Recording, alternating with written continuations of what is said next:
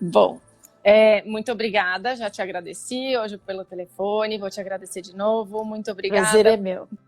por se disponibilizar a falar um pouco aqui para a gente.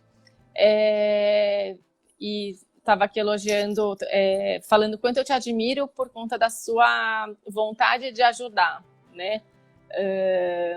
Por participar de vários projetos humanitários. Muito legal. E você é uma pessoa inspiradora. Obrigada. Tá bom? Muito obrigada. Imagina. Então vamos lá. Eu não vou começar com perguntas dessa vez, porque você me deu um spoiler, mais ou menos, do que você iria falar. E eu acho que eu quero ouvir mais o que você tem para falar, porque eu acho que vai ser um pouco mais rico do que eu ficar fazendo perguntas. E aí, se eu tiver dúvidas, eu vou perguntando para você. Pode ser? Você e o grupo, né? Porque acho eu e o grupo, com certeza. A gente fazer um diálogo. Eu vou fazer uma introdução e aí a gente vai fazendo o diálogo coordenados por você, tá bom? Combinado. Bom, eu quero agradecer imensamente o convite. Acho que é uma oportunidade de estar perto de pessoas como vocês, preocupadas aí com esse momento, né, da nossa vida, do planeta, da vida do planeta, enfim. E sabemos cada vez mais que não adianta a gente querer ser cantor solo. Se não souber cantar em banda, o mundo vai ter problemas, né? Então, para mim é um prazer e uma honra estar com vocês, viu, Vivian? E com esse seu grupo do Jardim do Bem. Eu gostei muito do nome, que fala do jardim, do que planta, replanta, cuida, né? E que faz reflorescer, rega, colhe, etc. Obrigada. E para falar, então, os jardins também têm um ciclo, né? E nós vamos falar aqui de um ciclo do casamento, de como a gente tentar lidar com as várias possibilidades do que acontece no ciclo do casamento. Esse é o nosso tema hoje, não é verdade? Eu vou fazer uma introdução e depois eu gostaria que vocês falassem, comentassem, a gente perguntasse, criássemos um diálogo. Então, em primeiro lugar, assim, a família e o casamento são núcleos centrais da minha vida profissional e do estudo que a gente se dedica e das aulas que eu dou, porque eu penso, às vezes eu falo para os meus alunos assim, Vivian, é quase um milagre os casamentos darem certo, com tanto despreparo que a gente tem nas nossas culturas, nesse conjunto de mitos, de valores e de crendices do que é um casamento dar certo, né? Por exemplo, da gente achar que basta amar para um casamento dar certo. O amor é um ponto de partida importante que também precisa ser regado, mas se a gente não cuida, se nós não cuidarmos enquanto casados, eu também sou casada faz muitas décadas, sou vovó, se a gente não cuida, é impossível o amor dar conta de fazer tudo sozinha. Isso é uma ilusão que a gente tinha quando era bem jovenzinha e às vezes tem. Porque o casamento, ele é um ser vivo. Então, como um ser vivo, ele nasce, ele evolui, cresce, pode se reproduzir, né? Como a gente tem na vida, e também pode morrer. E vai morrer de alguma maneira algum dia. Então, tem um ciclo. E o ciclo do casamento, ele começa quando a gente... Vou falar da nossa cultura... E vou falar aqui do casamento heterossexual, mas a gente também pode pensar isso em relação aos casamentos homossexuais, considerando aí as diferenças que obviamente há. Mas começa quando a gente se apaixona, né? Quando a gente se apaixonou por alguém, se a gente pergunta o que te fez entre tantas pessoas no mundo escolher essa pessoa? Quando a gente escolhe, né? Porque há culturas que não é escolhido, as pessoas não se escolhem, mas vamos falar da nossa cultura. Porque ele era um gato, ou ela era uma gatinha, porque é inteligente, trabalhador, animado, uma pessoa que respeitava a própria família. Então, eu também pensei, então, se respeita a família, vai me respeitar também. Enfim, era o melhor aluno da escola, o que jogava melhor, o mais inteligente. Sempre a gente tem um conjunto de explicações conscientes. Mas a gente também tem explicações que eu chamo de motivações inconscientes. A gente não sabe, mas desde pequenininha, dentro da família, a gente acaba sendo preparado o que é um bom homem para casar, o que é uma boa mulher para casar. A gente vai ouvindo isso, a cultura também vai dizendo, e às vezes a gente escolhe essa pessoa para o casamento, achando que estamos escolhendo sozinhos, mas tem uma multidão escolhendo junto, às vezes de várias gerações. Eu não sabia que a minha bisavó gostaria que eu casasse com o italiano por isso, por isso, por isso, enfim. Então começa quando a gente se apaixona. A paixão, ela tem uma importância enorme na vida da gente, porque quando a gente se apaixona, Vivian, a gente maximiza as qualidades e minimiza os defeitos. Então dá para encarar a paixão, achar que a pessoa é tudo, né, de maravilhoso, e os defeitos a gente pula ou a gente olha menos. E às vezes, eu trabalho bastante com casais, eles falam, a pessoa me enganou, a embalagem era linda, mas o conteúdo não era bem isso. Na verdade, não é que a pessoa nos enganou, a gente também enxergou o que queria enxergar no outro. E na medida em que a gente vai se desenvolvendo, se relacionando, obviamente que a gente vai enxergando outras coisas. Então, a primeira fase de um casamento heterossexual e também em outras orientações sexuais é a paixão. E eu vou falar aqui que nós temos várias fases do ciclo do casamento e todas têm crises previsíveis. Aqui tem vários livros que falam disso. E a gente observa isso na prática. Então, achar que um casamento feliz é um casamento que não tem problemas é uma ilusão. Eu diria que um casamento feliz e saudável é aquele que atravessa várias crises, podendo superá-las, de preferência juntos, e podendo se fortalecer nas crises. Então, a gente fala que o amor da paixão vai passar necessariamente pelo luto da paixão, dentro do amor. E o que seria o luto da paixão? Vários estudiosos pesquisam o luto da paixão, que é quando aquela paixão que faz com que a gente quase fique cega, que a gente aumenta os valores do outro e as qualidades e diminui as dificuldades para nós, os defeitos, ela passa e a gente passa a enxergar o outro como ele é. É interessante alguns casais dizerem assim, quando eu conheci a minha esposa, eu me encantei porque ela era linda, animada, falante, e nas festas ela sempre aparecia, e eu era um rapaz tímido, que ficava ali no meu cantinho tomando uísque, falando, nossa, quem sou eu para ter uma mulher dessa na minha vida? Né? Por exemplo, se apaixonaram, casaram, tiveram dificuldades, vieram para a terapia, eu falo, e hoje? Eu não aguento.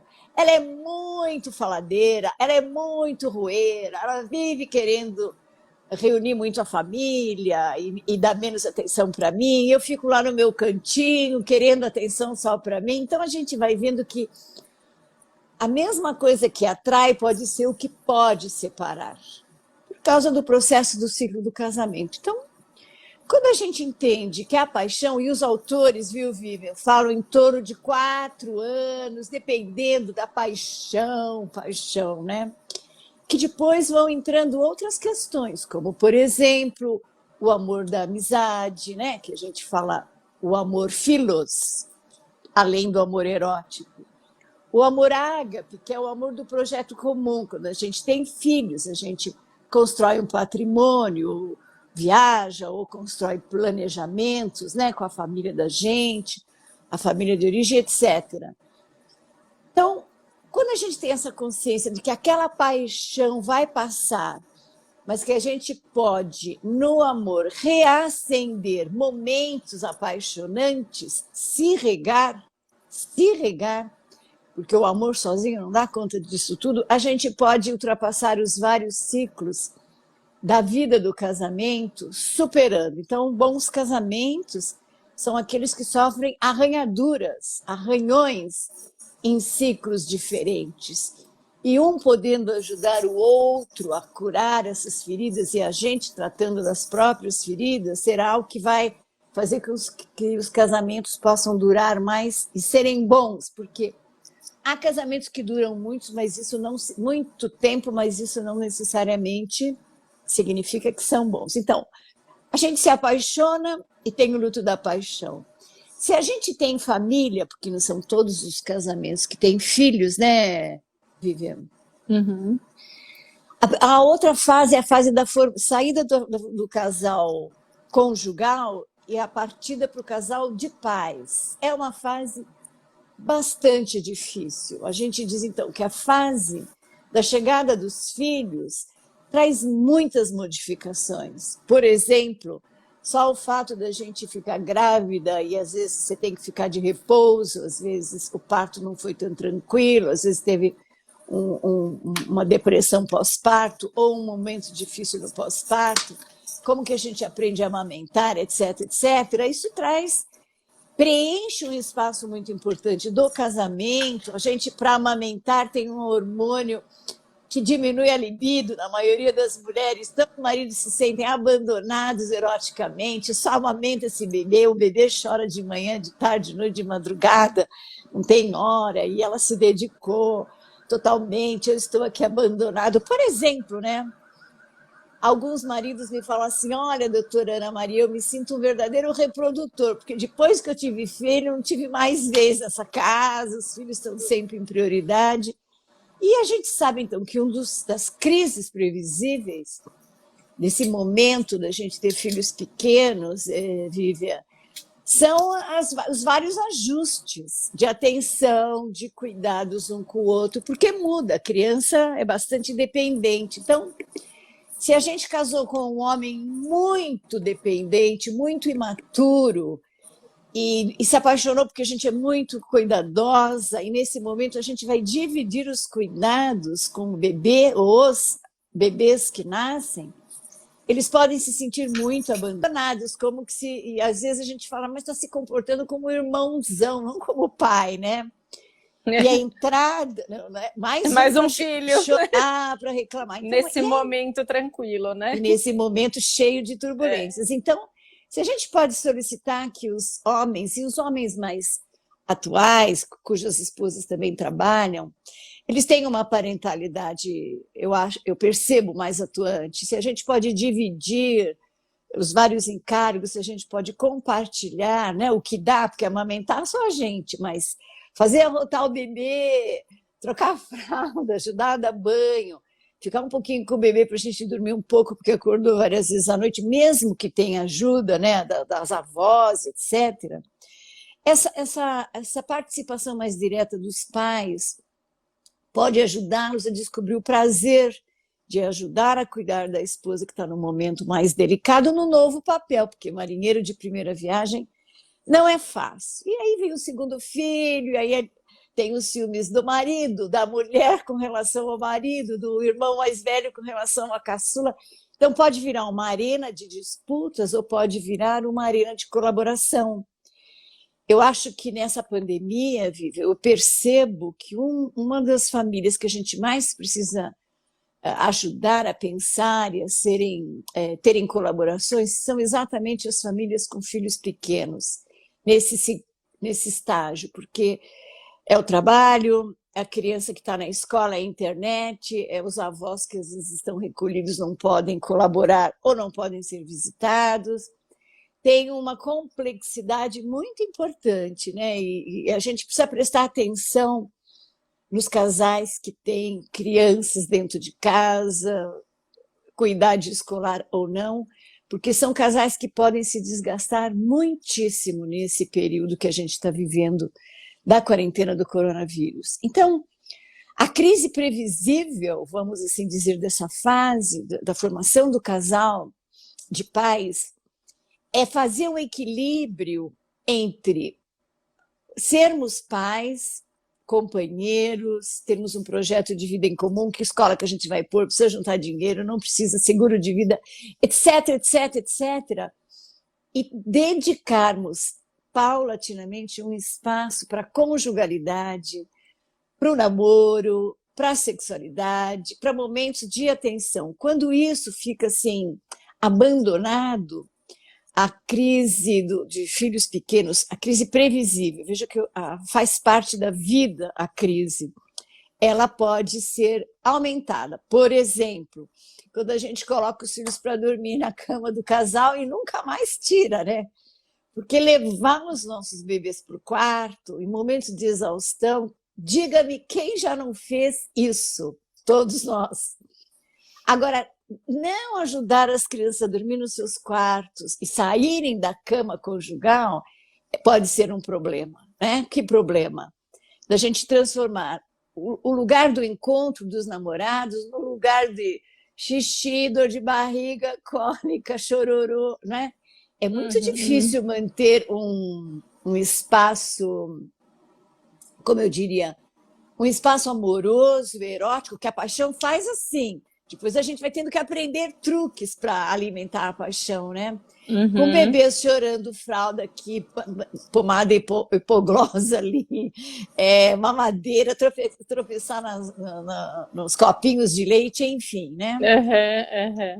Então, esse é o momento de investimento do casal que a gente deveria falar, atenção, preparem-se para vocês terem que cavar juntos um espaçozinho para vocês.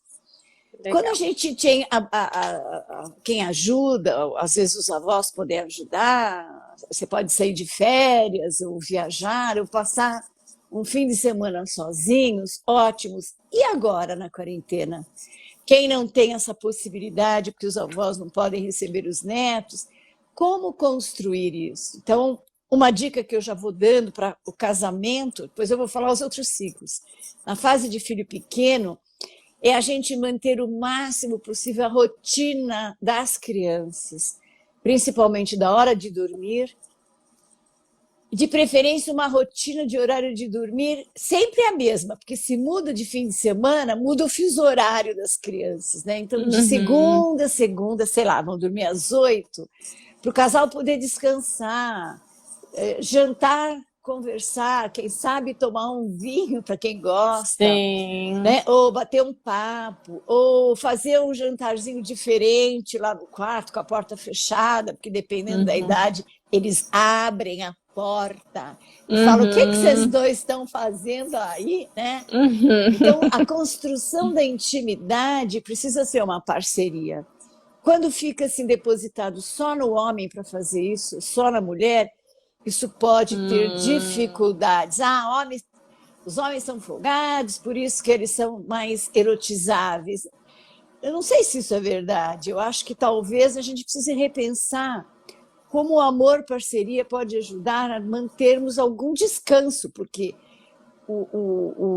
a motivação para o namoro, para a sexualidade, ela sofre muito com estresse e com cansaço. Se você está exaurida, ou exaurido, você vê uma cama, a última coisa que você pensa é em namorar. Você quer dormir, pelo amor de Deus, que ninguém nem fale comigo, né? Assim, então, assim, a rotina das crianças, ensinar as crianças a dormirem no mesmo horário é muito importante.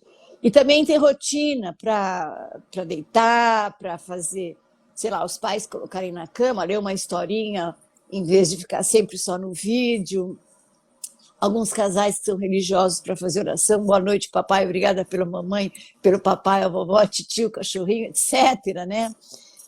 Todos são rituais importantes. Então, principalmente famílias com filhos pequenos, reservem um espaço para a higiene do casal. O que a gente chama de higiene do casal? Do casal marido e mulher. É a gente sair devagarinho daquela função, né, de pai e mãe em casa, problemas, resoluções, e poder entrar num espaço mínimo que seja de intimidade. Eu costumo dizer que a sexualidade, por exemplo, o amor erótico dos homens é mais visual, o início, né? Mas das mulheres é mais auditivo, o afeto é sedutor, né? A parceria é sedutora. Então, se não entender que ser parceiro seduz a mulher, fica difícil acabar com aquela gritaiada na cama, não é verdade? E depois começar um namoro e também entre tapas e beijos. É lindo na música sertaneja, mas se vocês tiveram uma noite muito agressiva, um xingou o outro, aquela boca que falou bobagens, aquela mão que às vezes profere um tapa nessa fase de coronavírus, a gente tem visto um aumento enorme da violência doméstica e dentre os casais, a irritabilidade, um jogando coisa no outro, né? É difícil você querer beijar uma boca que te fere e acariciar um corpo que te fere também. Então, essas coisas a gente precisa diferenciar para manter essa fase. Talvez seja uma das fases mais desgastantes ou desafiantes para o casamento, a fase dos filhos pequenos. E isso, Vivian, quando a gente não tem filhos doentes, né? Nem todo mundo tem filhos saudáveis, filhos doentes. E aí? Ou faz a FIV, né? Porque teve dificuldade de engravidar e nascem 2, nascem 3. Então tem várias outras complexidades, ou as famosas gripes, dor de garganta, o dentinho nascendo, né? Todas essas coisas pelas quais... Que faz parte da rotina também, né? De criança pequena que já vai para a escola. Isso, dores de barriga. Então, uma coisa que eu sempre sugiro é quando a gente está numa fase difícil com as crianças, faça um rodízio, sabe? Segunda-feira é meu plantão, ou então eu fico assim de plantão a priori até as 2 da manhã, das 2 até as 6 você... Fazer acordos. Então, essa parceria alimenta também o amor erótico, que a paixão já não dá mais tanto conta de ficar alimentando sozinho, né? E você... Diga, Vivian. Posso fazer uma pergunta? Claro, deve. Você tinha falado sobre a higiene do casal. Como que é feita essa higiene? Todos os dias a gente tem que fazer essa higiene ou de se tirando, de tirando essa... desconectando dos filhos para se recompor, como que funciona essa higiene? Eu queria entender melhor. O ideal, obviamente, que entre o ideal e o real tem um gap, mas o ideal é que a gente tivesse o hábito, mesmo. Isso não significa só para ter uma noite de amor sexual, mas para poder ficar bem.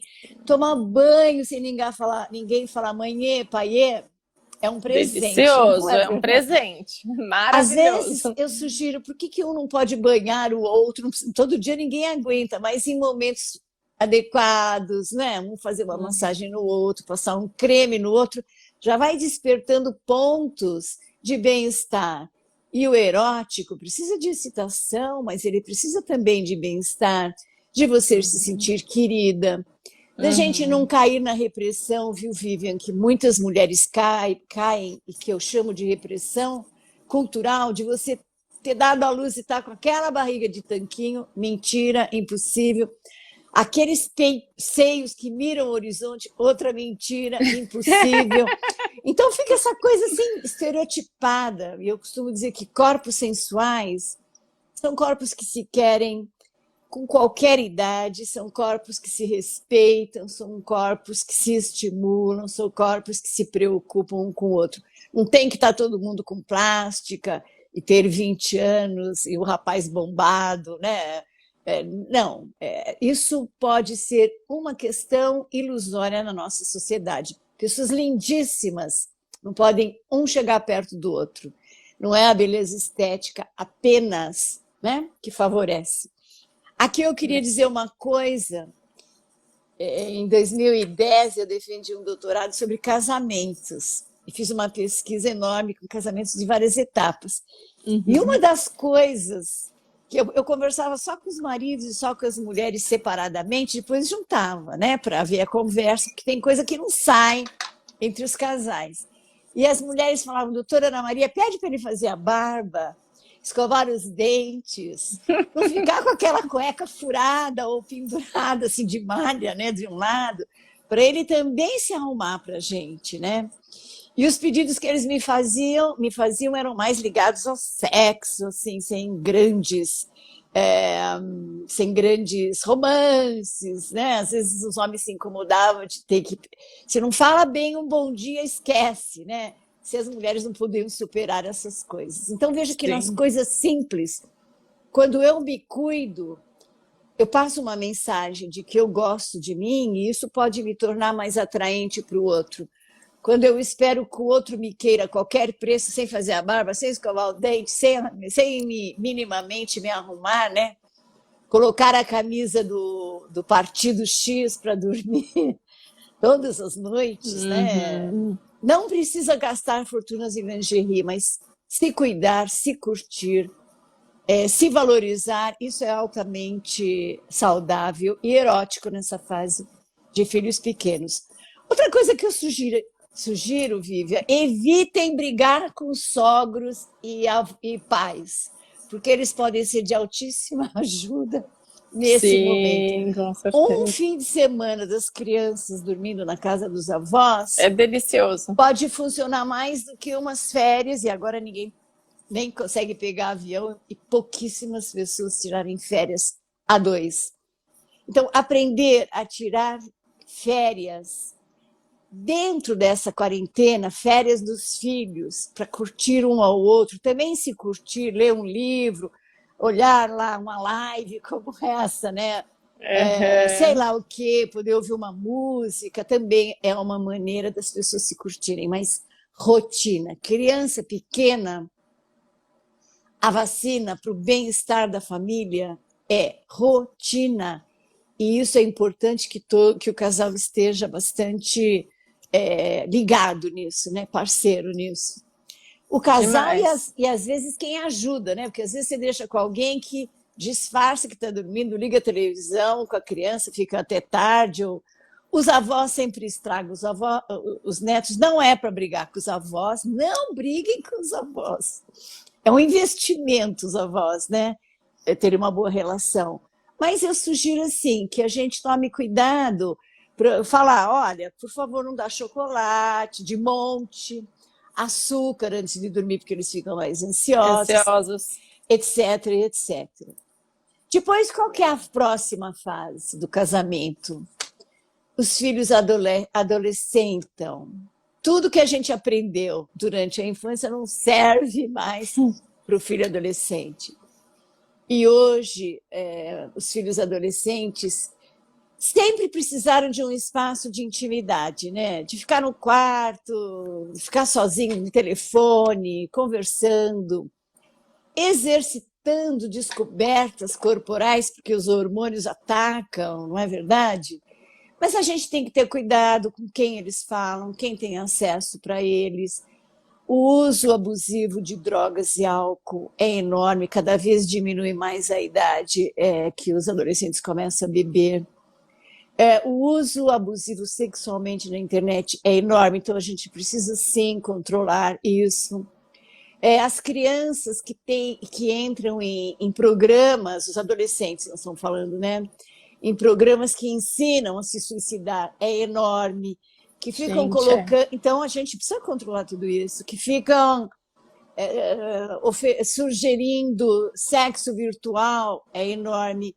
Pedófilos que querem ver fotografias, a gente nunca sabe onde está a pedofilia, então a gente precisa cuidar disso. Mas é uma dança de aprendizagem difícil, Vivian, porque ao mesmo tempo a gente precisa dar privacidade, né, para os adolescentes. Então, como contrabalançar a privacidade dos adolescentes com esse controle que ainda precisa? Por exemplo, adolescentes muito tímidos, que não se acham lindas o suficiente, ou gatos o suficiente para conquistar as meninas, eles podem ter uma vulnerabilidade maior se tem que fazer parte de uma turma que, por exemplo, usa maconha, ou bebe muito, ou outras drogas. Então, a gente precisa ficar atenta a essas vulnerabilidades na fase da família com adolescentes. É uma fase bem importante. Então, você pode me interromper. Então, como que o casamento sobrevive com o filho que sai para uma balada. Aí a gente combina que pais que levam, que pais que buscam. Como que a gente, que tipo de balada? Agora nem tem a balada real, mas tem a balada virtual, né? A gente nem sabe o que os filhos fazem, que não querem mostrar para a gente. Nunca vamos ficar sabendo de tudo, mas minimamente a gente precisa saber. Por exemplo, um número enorme de adolescentes espera os pais dormirem, ó, vai encontrar os amigos, sai de Virtualmente casa, ou sai de casa, tá? estão saindo, junta onde? A casa que recebe também os pais não estão sabendo, porque nós estamos num novo momento, 100 dias de quarentena é muita coisa. Tá. E eles ficam na internet para aula. Tem gente que fica de recuperação, tem que fazer aula de matemática e de biologia. Hoje escutei uma história dessa, né? É desesperador. Depois quer ficar sozinho no quarto, na internet, com os amigos. E a mãe fica dizendo, chega de ficar na internet. Tem toda uma dança aí. Então, dialogar com o adolescente é diferente de dialogar com as crianças. Programar as férias é diferente. E coincide em algumas famílias, vivem com a fase da entrada na menopausa. Então, a gente está com os hormônios alterados, ou na pré-menopausa, por outras questões, e eles com os hormônios alterados por outras questões. Então, essa dança dos hormônios na família precisa ser considerada. E, qual às é a idade da vezes, menopausa, normalmente? isso varia muito, né? Tá. Mas em torno de acima dos 45, 55 Tá. anos. Hoje varia muitíssimo. Tem menopausa precoce, às vezes mulheres de 38, 40 anos estão entrando na pré-menopausa. Então tem que considerar isso também. Outra coisa, às vezes a gente desenvolve aumento de peso, porque a tireoide falhou, ou porque o homem trabalhou e se estressou demais, ou também a tireoide falhou, não é só a hormonal, não é só feminino. E aí a gente fala, nem morta, que eu vou me expor para ele vai me achar feia, aquele estereótipo de que corpos sensuais têm. Idade, peso, musculatura, isso é um preconceito que afeta muito as famílias e pode afetar um pouco mais nesse momento. Se a gente tem como pauta só os filhos, se estão bebendo, se não estão bebendo, se estão usando drogas, se vão usar camisinha, se vão engravidar, se vão ficar grávidos, se vão pegar HPV, olha quanto assunto, HIV, sífilis, gonorreia, quantas preocupações, voltou a gonorreia. Se vai estudar, se vai ser vagabundo, se vai prestar qual vestibular, se vai entrar os nossos medos, os nossos próprios medos projetados nos filhos.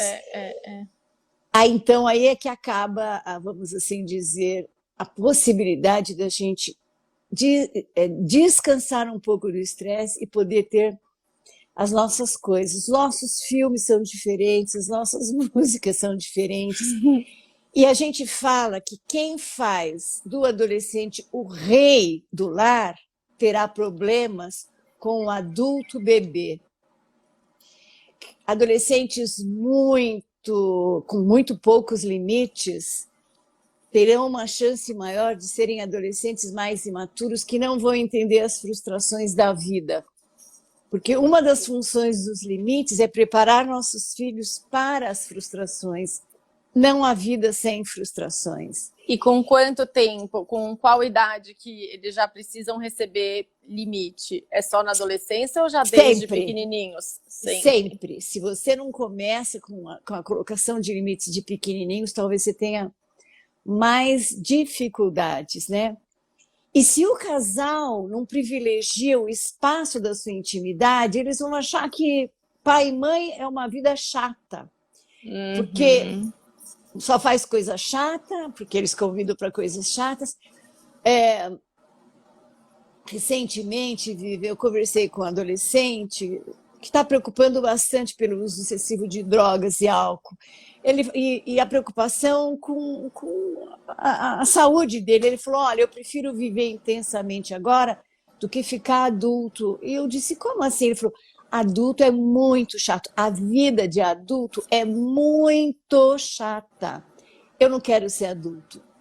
Então, veja, é nesse ciclo da vida do casamento, quando tem a família, que a gente vai investindo nos filhos. Não é só guardando dinheiro para fazer uma universidade excelente, um seguro de saúde excelente, uma saúde excelente, a escola de valores que a gente passa, discutir com os filhos através das notícias, ou dos filmes, ou da internet. Se a gente fica assim rigidamente, isso é certo, julgadores, isso né? é errado. A ética precisa ir no caminho do que não causa dano ao outro, né? O que não causa dano ao outro é ético. Então, se a gente ficar preso em prioridades como com que idade namora, com que idade beija, nós estamos tendo um problema muito importante com o beijo de língua, porque a saliva é o maior transmissor. Olha o que está acontecendo com os nossos adolescentes.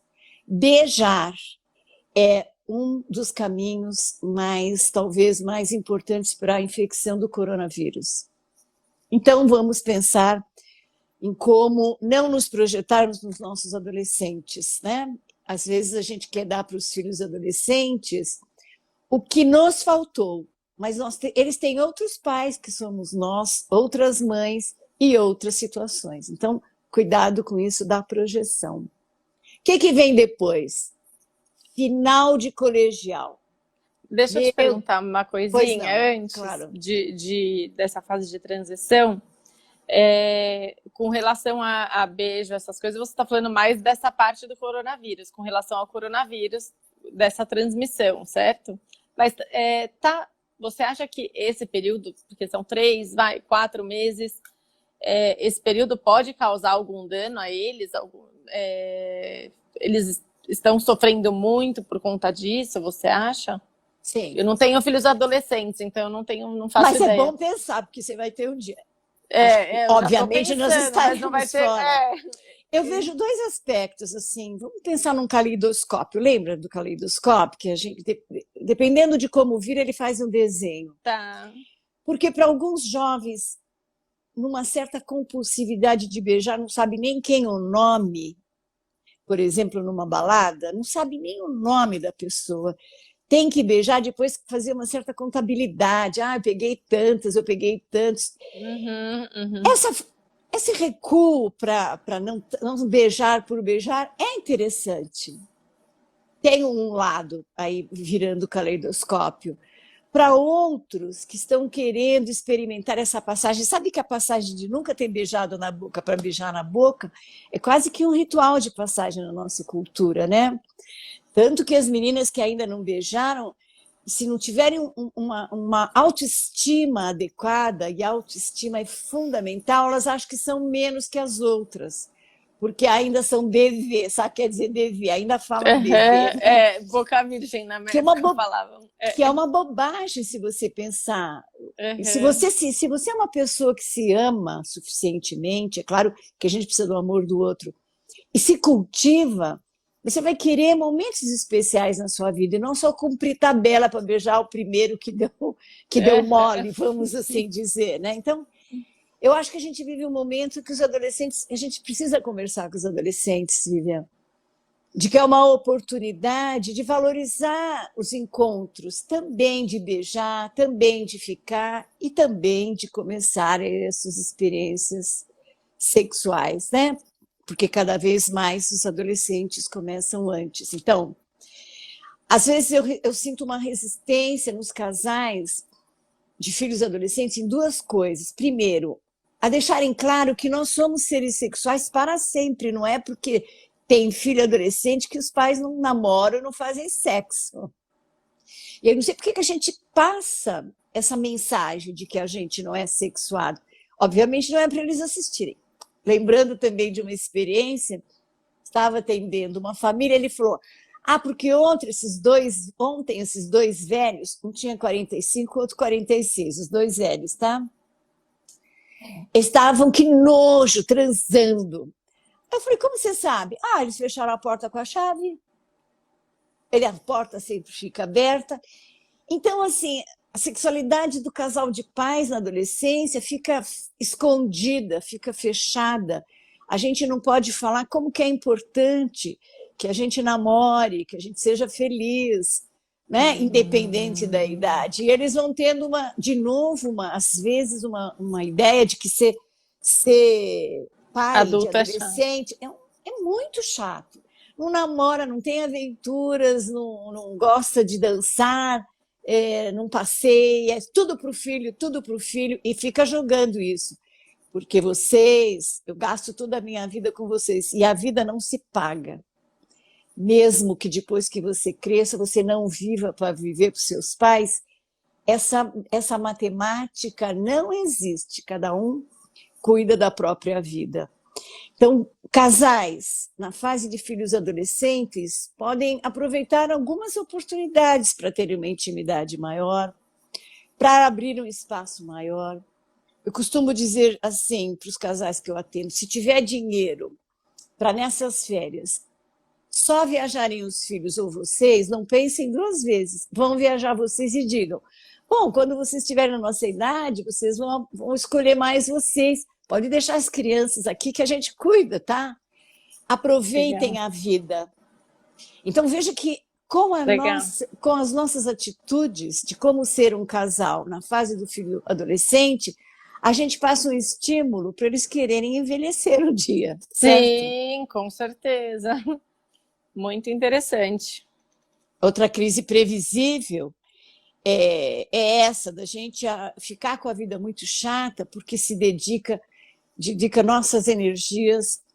As mães que trabalham ainda, embora possa parecer antigo, tem um problema de culpa. Puxa, eu trabalhei tanto, então agora tem que ser tudo para o meu filho, né? E para mim, nada. Então a gente fica aquela pessoa caída, triste, sem abrir espaços na família para a gente poder ser feliz. Papai e mamãe vão viajar porque é a nossa vez. Pensem também cuidar de vocês para viajarem. Não que os filhos não possam viajar, mas quando tem que escolher. Aí chega a fase... Já estão cansados do ciclo do casamento? Eu posso continuar? Estou adorando. Aliás, estão todas adorando aqui. Muitas mensagens que a gente precisa repassar para ver se tem alguma pergunta depois.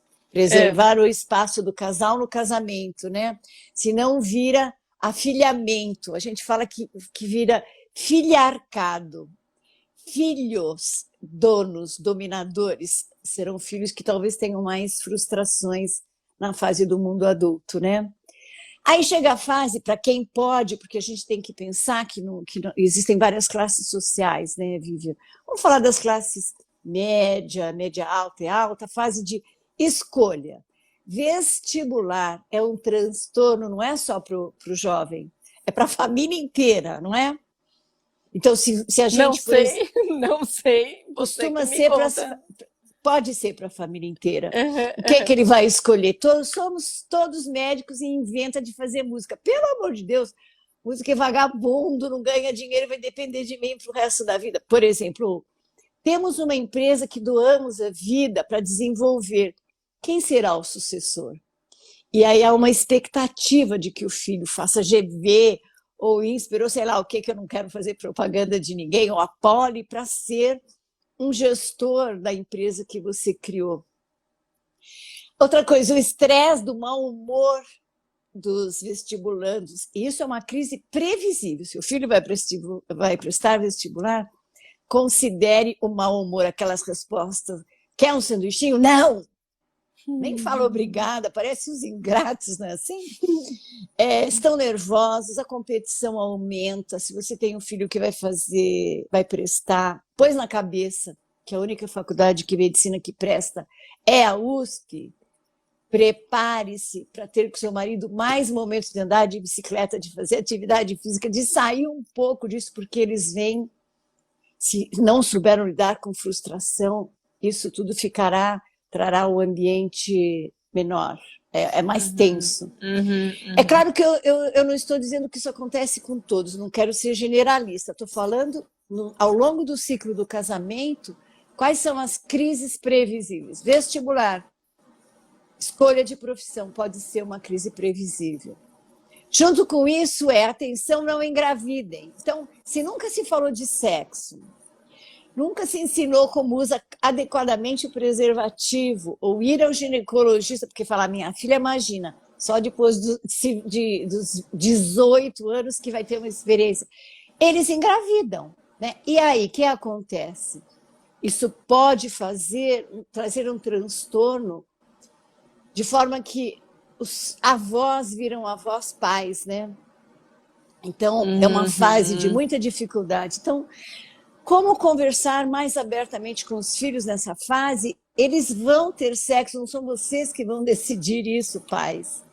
Mas se desde pequenininhos a gente falou que a sexualidade existe, que ela é uma coisa que pode ser bacana, se a gente pode fazer escolhas, em qual momento e com responsabilidade e como evitar a gravidez. Sabe, Vivian, a minha avó me dizia, e olha que eu já sou avó, seria sua bisavó, que a maneira de evitar filhos mais frequente da época dela, você sabe qual era? Não. O aborto. Era o aborto, não tinha pílula. A pílula nasceu nos anos 60, não tinha o planejamento familiar consciente, né? Mas ainda hoje, se a pílula do dia seguinte não funciona, e aqui eu estou falando de jovens na casa dos 20 ou até antes, se a pílula do dia seguinte não funciona, o aborto ainda é uma técnica de evitação de filhos e a gente nem fica sabendo. Então, preservar o espaço conjugal, abrir as possibilidades da gente poder cultivar o casal durante as várias fases do casamento, tudo isso pode facilitar nesse momento. Não impede, mas facilita para que não aconteçam essas crises. Entrou na faculdade, a gente vira, para quem tem esse privilégio, né? A gente vai virar hotel filhos, porque a gente recebe para dormir, para comer e para pedir as coisas, porque ou eles estão estudando o dia inteiro ou eles estão estudando trabalhando. Aí a gente espera o fim de semana para ficar com os filhos. E eles querem o quê? Namorar, passear, viajar com os amigos. Ah, não quero viajar com vocês, não vou para a praia com vocês. Lembre-se, se ser adulto for chato, aí que eles não querem mesmo, né? E aí eles querem ir sozinhos. E se a gente não cuidou do casamento, como que vai um querer viajar com o outro, que se chama marido ou esposa? É outro problema, né? Quanto mais gente tiver no meio, mais vai facilitar a viagem, porque não é fácil lidar com um casamento que já estava, no sentido da intimidade, morto desde lá atrás. E agora a gente tem que lidar com esse casamento falecido. Ou porque quer ficar, ou por causa ainda dos filhos, ou por causa de questões econômicas, ou por causa de autoestima, ou por causa, às vezes, de questão de saúde. Sim. Sempre dá para. Nós temos o cérebro plástico, a gente pode mudar, rever comportamentos automatizados e rever novas posturas de recriar ou de ressignificar o casamento. Depois eles vão embora, eles vão aos poucos embora, e vem a fase do ninho vazio. A fase do ninho vazio pode ser uma fase de ufa, agora a gente escuta a música que a gente quer, a gente assiste os filmes que a gente quer, a gente vai para onde quer, ou socorro, o que eu faço com a minha vida, né? O número de casais que se divorciam na casa dos 60 e poucos, 70 anos tem aumentado. Porque com a questão da longevidade, Vivian, as pessoas ainda têm mais 20, 30 anos para viver.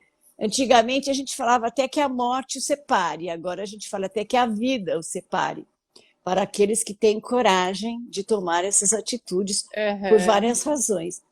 Mas se a gente tenta recuperar a questão do respeito, lembra que eu falei que como a gente fala com o outro, como a gente se relaciona com o outro, pode ser bastante excitante, instigante de viver a vida junto, como cada um mantém o seu espaço de individualidade, porque quem vive para o outro vai ter algum problema depois. E o meu espaço de individualidade para nós, mulheres, que não é só ir a manicure, o cabeleireiro, se a gente pode, por exemplo, viajar ou sair com amigas, eles saírem com os amigos, ter o rodízio de quem cuida da casa, se a gente pode ter espaços profissionais de estudos preservados. E eu costumo dizer, não esperem que o seu cônjuge assine a carta de alforria, é você que vai conquistando o seu espaço de intimidade. E chega o casamento na fase da maior idade, ou de estar idoso. Os idosos de hoje são muito diferentes. Hoje eu falava com uma paciente de 80 e piccolo, como a gente diz, que está iniciando a carreira de blogueira. Achei maravilhoso, né? Gente, que interessante. Então, a viuvez não é final de vida, né? Se a gente ficou só dependente um do outro, pode ser. Como a entrada dos netos, se a gente, naquela fase, lembra da crise da meia-idade, não sou mais tão bonita, engordei, que chama crise da meia-idade, aquela lá dos filhos adolescentes, a menopausa e a andropausa, né, que os homens também têm, os hormônios também mudam.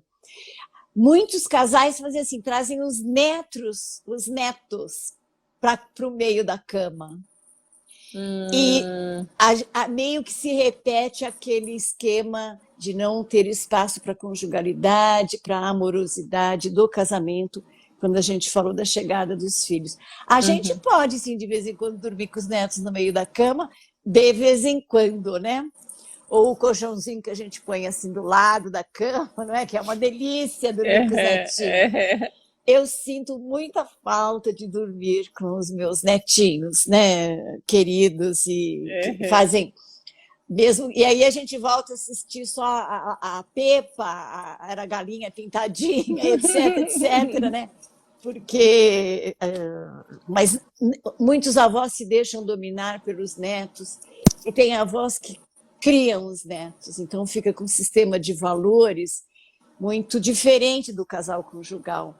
Os avós podem ser grandes auxiliadores ou grandes perturbadores da fase da família de filhos pequenos, né? Porque às vezes os avós fazem da vida dos filhos as satisfações da própria. Mas então, estava falando da fase do casamento, da velhice. Tem casais inspiradores na vida da gente, né? No sentido de como saber envelhecer, mas saber envelhecer é um projeto individual. Se você não se cuida, se você não cuida da sua saúde, a gente vive uma cultura que ainda as mulheres têm que ficar cuidando da saúde própria dos maridos, às vezes os maridos são ranhetas com relação a se cuidarem, não é assim? Uma coisa que a gente precisa tomar muito cuidado na fase da velhice, porque, Vivi, a gente não pode transformar nossos maridos em nossos filhos, porque eles não vão obedecer nunca a gente, certo? Então, recuperar a parceria que a gente falou lá atrás é interessante. Lembra quando eu falei no início da nossa live que só o amor não basta? A maneira como vamos cultivar o amor no jardim do bem do casamento é que vai trazer essas possibilidades. E às vezes nascem ervas daninhas, a gente tira, põe adubos, né? Assim, replanta, não gosto mais dessa planta, planto outras. Enquanto a gente puder presentificar o bem viver, a gente pode cuidar de tudo na nossa vida, inclusive das nossas escolhas. Não é tão simples quanto falar, mas é possível. Oi, travou? Pronto. Oi, pronto, voltou, travou. Desculpa, travou esse finalzinho. Não, eu estava dizendo que uma das, vamos dizer assim, uma das boas coisas da quarentena é a gente ficar mais introspectivo, a gente não precisa de tantas coisas, Vivian, tantas roupas, tantos sapatos, tantos carros, tantos isso, tantos aquilo, né? E se a gente puder se voltar mais para o projeto individual de viver bem, talvez a gente consiga viver com o outro melhor, com os filhos. Não é tão lindo quanto falar. A vida traz momentos difíceis, mas é pelas dificuldades que a gente vai evoluindo como raça humana. Então, não mimemos excessivamente os nossos filhos, porque eles vão ter dificuldades de enfrentar a vida. Acharam que a vida não tinha coisa chata nem feia, né? E a vida tem sombras e luz. Que legal. Muito bom, muito obrigada. Posso fazer algumas perguntas? Você Lógico. ainda tem um tempinho? Eu tenho todo o tempo que você quiser. Então, e o seu público. Diga. Deixa eu fazer as perguntas deles aqui. A Mabel, acho que foi a Mabel, perguntou que ela queria entender mais como funciona a terapia de casal. Mabel, a Ana Maria é excelente. Eu conheço o seu nível de exigência, mas eu tenho certeza que ela vai te explicar muito bem, você vai adorar. Nós somos muitos terapeutas de casais aqui, felizmente, né? Então, o casamento, felizmente, ganhou essa consultoria. Há um certo mito de que só vai para terapia de casal quem já está para se separar, né? Então, eu falo, não faz terapia de casal. Conheço não sei quem, mas não sei quem que fez terapia de casal e acabou o casamento. Se o casamento terminar com a terapia de casal, é porque já não tinha mais respirador que pudesse fazer sobreviver esse casamento. Costuma ser assim. Faz 45 anos que eu trabalho, Vivian, agora em dezembro. Eu nunca vi uma terapia de casal, pessoalmente. Eu tenho aqui vários, eu estou vendo que tem vários alunos de terapia de casal e família aqui. Eu não vi o terapeuta de casal terminar um casamento. Eu vi o terapeuta de casal, às vezes, dar respiradores individuais, porque o casamento já estava morto, né? Então, essa confusão. Funciona, a gente diz que o casamento é 1 mais 1 igual a 3. Não é igual a 2, porque 1, o marido, 2, a esposa e 3, o casamento. E a gente vai tratar a terapia do vínculo, do casamento, entende? É claro que as personalidades individuais surgirão, mas é diferente da terapia individual. É a terapia do vínculo, ligadas aos crenças, mitos e valores que um trouxe de uma família, o outro trouxe da outra. Qual momento está o casamento, por exemplo? Se vem um casal com dificuldades sexuais, vamos pensar nisso, na fase de filhos pequenos, isso é bem problemático. E a gente precisa rever o que está acontecendo. Agora, se vem com 30, 25 anos de casamento, tem um problema numa outra dimensão.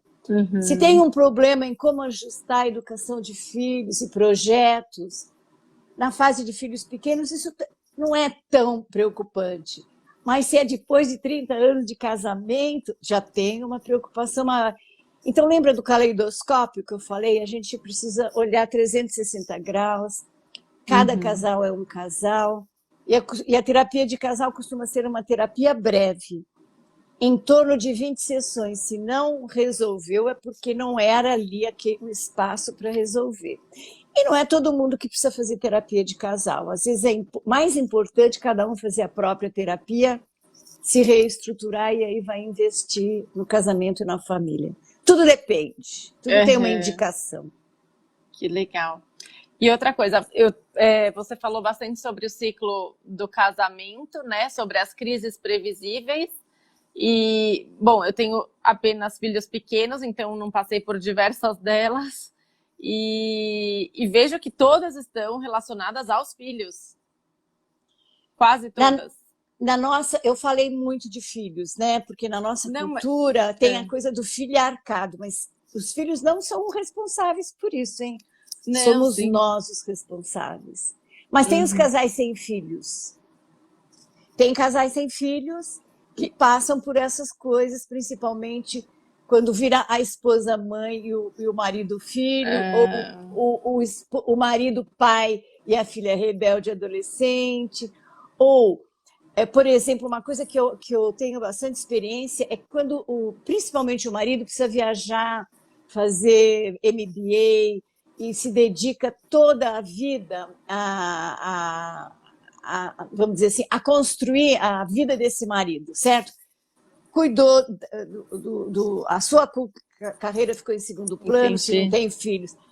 30 anos depois, eles se divorciam e ele quer falar, eu vou dar tanto de pensão alimentícia por 5 anos. Eu digo, bom, inclua mais 30, não, até ela Imagina começar uma carreira aos 60. Então, essa Sim. questão do que é meu, do que é seu, do que é nosso, inclusive financeiramente, é uma grande questão. Tem as crises imprevisíveis, doenças, cânceres, mortes, doenças de filhos, perda de emprego, perda de nível econômico. Há pessoas muito estressadas em ter. Chega uma fase da vida que não para de ter, e estressa o casamento quando poderia desfrutar de outras maneiras, né? E cuidar muito, alguém falou da interferência da família no casamento. Cada casamento pode ter como colaborador a família, não pode ter como decisor a família. Essa é a diferença, né? Muito legal. O Fábio está dizendo aqui, eu vi. Porque eu falei com ele hoje para mandar um beijo. Beijo, Fábio. Fábio. Bonitinho. Ai, deixa eu ver, a interferência da família no casamento. Amando. A Gi mandou um coração, minha sogra. Gi, coração para você. Vamos ver aqui. É a sua sogra? Minha sogra está assistindo, minha cunhada. Eu falei, cuidem bem dos sogros. Dos Olá, sogros, ainda né? bem, Legal. Acho que é isso, acho que não faltou mais nada. Deixa eu ver aqui no celular, que é mais fácil de ver, no outro celular, para ver se tem mais alguma pergunta. Ô, Vivi, eu só queria falar uma coisa em relação a uma pergunta que apareceu. Às vezes, uma pessoa é tão casada com os pais que casa com a pessoa, mas não fica casada com a pessoa.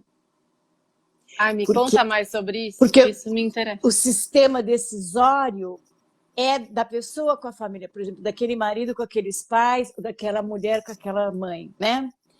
Então, a pessoa é casada, entre aspas, com a família de origem e não faz a separação. E, às vezes, os pais, vamos pensar em gerações que não conseguiram ficar sozinhos e precisam da família no meio, eles vão alimentar, darem muito palpite e atrapalhar a família. A gente deve colaborar com a família, mas não decidir o que o casal deve fazer, né? Essas interferências são negativas. Respondi uma pergunta que eu vi aqui. Com certeza. Tá legal, mais alguma? Deixa eu ver. Gente, que delícia de papo. Parabéns, Ana, é sempre muito gratificante aprender com você.